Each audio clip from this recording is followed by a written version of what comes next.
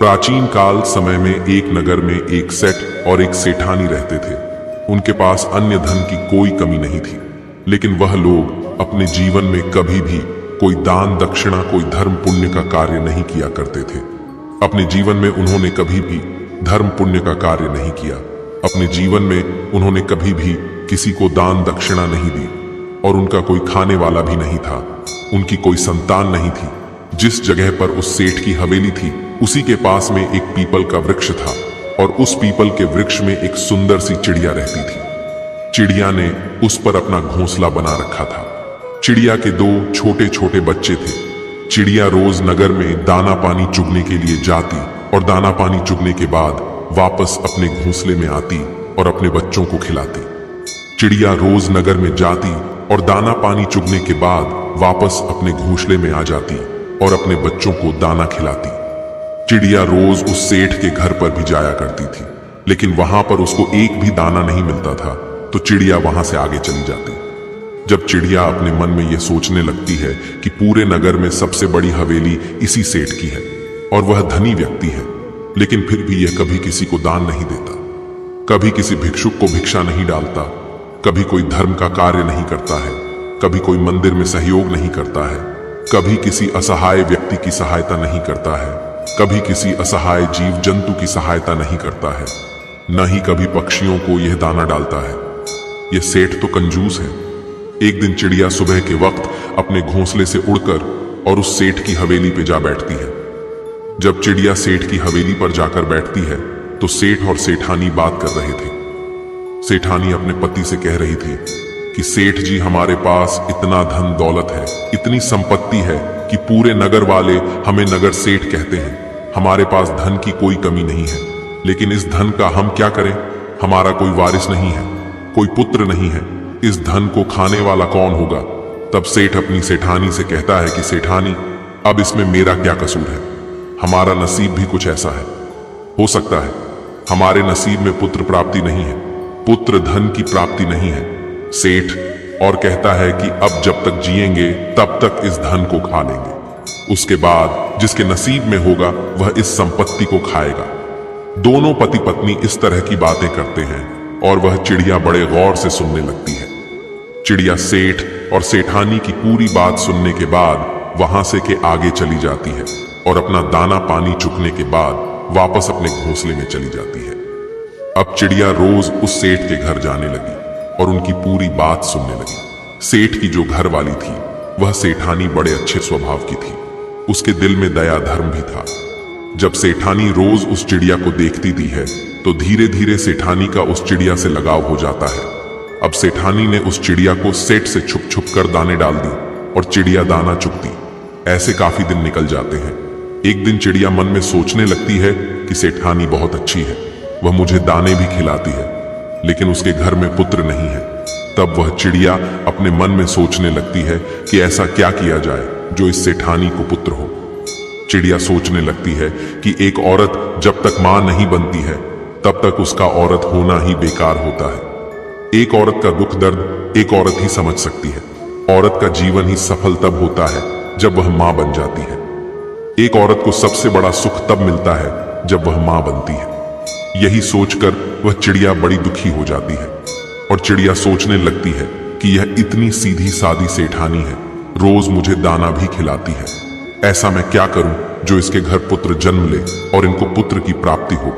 और वह सोचने लगती है कि मैं ऐसा क्या करूं। एक दिन चिड़िया के मन में आता है कि क्यों ना मैं देवों के देव महादेव के पास जाऊं और उनसे इन सेठ सेठानी के लिए अर्जी करूं।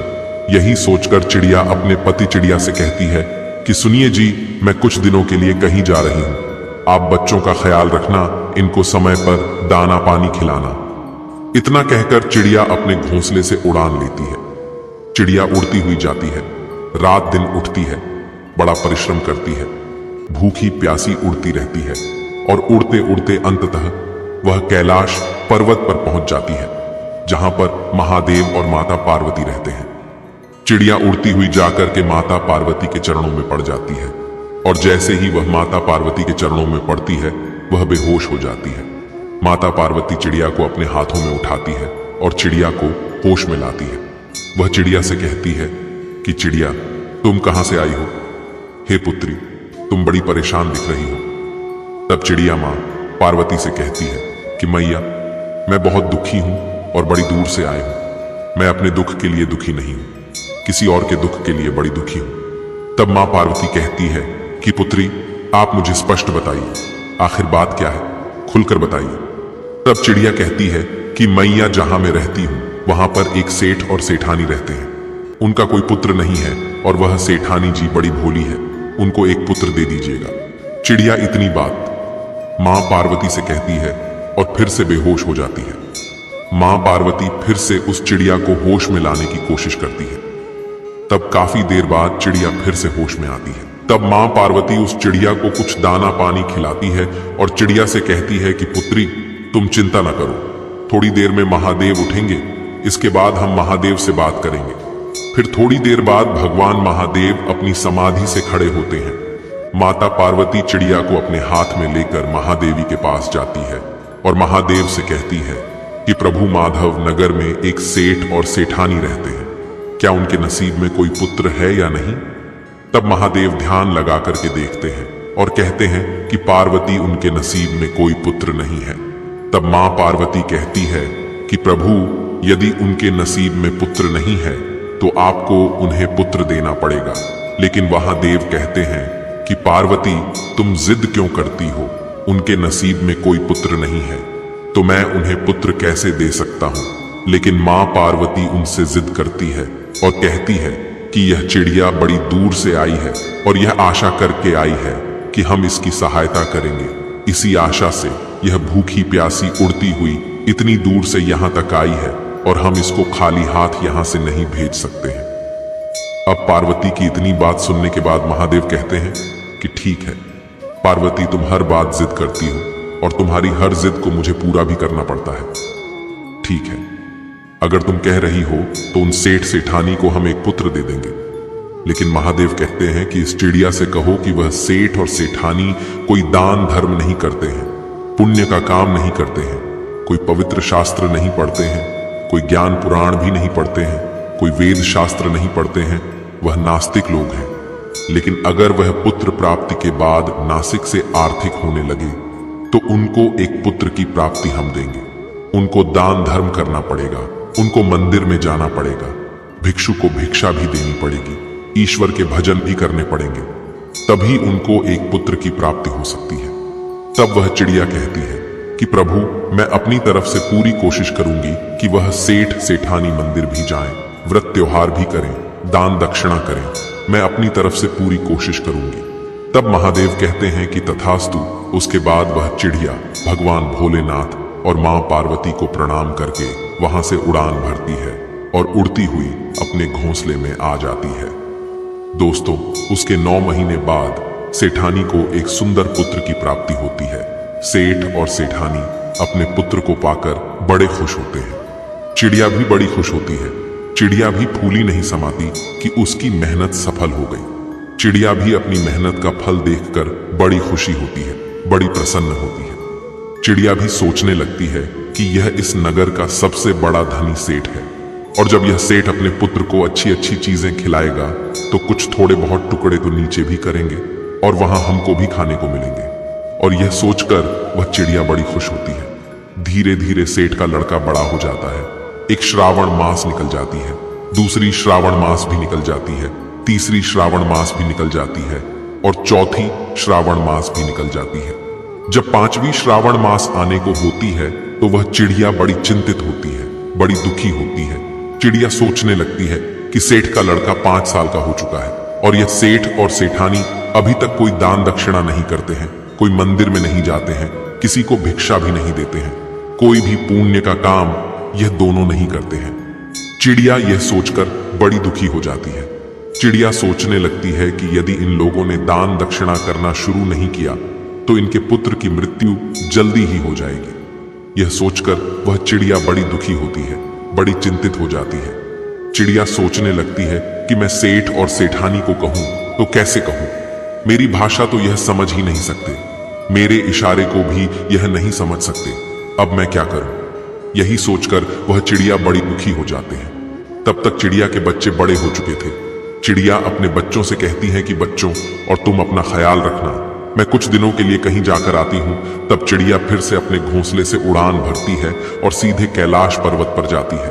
कैलाश पर्वत पर जाकर वह चिड़िया माँ पार्वती के चरणों में पड़ जाती है और माँ पार्वती चिड़िया को अपने हाथ में उठाकर कहती है कि चिड़िया पुत्री, अब तुम्हें क्या परेशानी है?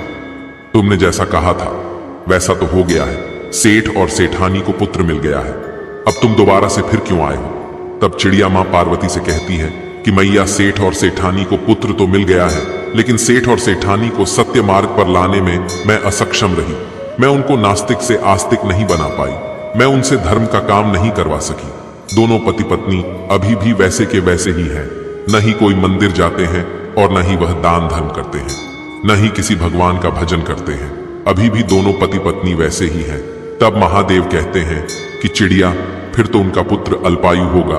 तब चिड़िया माँ पार्वती के चरणों में पड़ जाती है और अपने सर को पीटने लगती है। कहती है, मैया, ऐसा नहीं होना चाहिए। उनका पुत्र दीर्घायु होना चाहिए, अल्पायु नहीं। चिड़िया इस बात को अच्छी तरह जानती थी कि जब पिता से कोई चीज मांगनी हो तो मैया के चरणों में पड़ जाओ। यदि आप मैया को राजी कर लेते हैं तो पिता अपने आप मान जाते हैं। यही सोचकर चिड़िया माँ पार्वती के चरणों में पड़ जाती है और अपने सर को पीटने लग जाती है।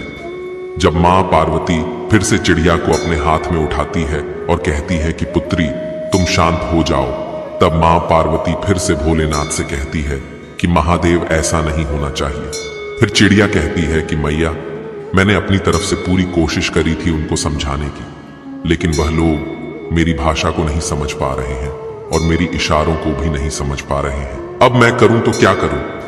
तब चिड़िया कहती है कि माँ, आप और भोले बाबा यदि वहां जाकर सेठ और सेठानी को सही मार्ग पर लाए तो बहुत अच्छा होगा। तब माँ पार्वती और भोलेनाथ बाबा कहते हैं कि ठीक है चिड़िया, ऐसा ही होगा। हम बहुत जल्द सेठ और सेठानी के द्वार पर पहुंचने वाले हैं। फिर चिड़िया वापस कैलाश पर्वत से अपने घोंसले में आ जाती है। कुछ दिन बाद महादेव और पार्वती एक भिक्षु और एक साधु का रूप धारण करके उस सेठ और सेठानी के द्वार पर आते हैं और सेठानी से कहते हैं कि मैया, हमको बड़ी तेज भूख लग रही है, आप हमको भोजन खिलाइए। यदि तुम लोग हमें भोजन नहीं खिलाओगे तो हम तुम्हें शाप दे देंगे और तुम बर्बाद हो जाओगे। तब सेठानी हाथ कर कहती है कि बाबा, तुम मुझे शाप मत देना, तुम हमें शाप मत देना, हम तुम्हें जरूर भोजन खिलाएंगे।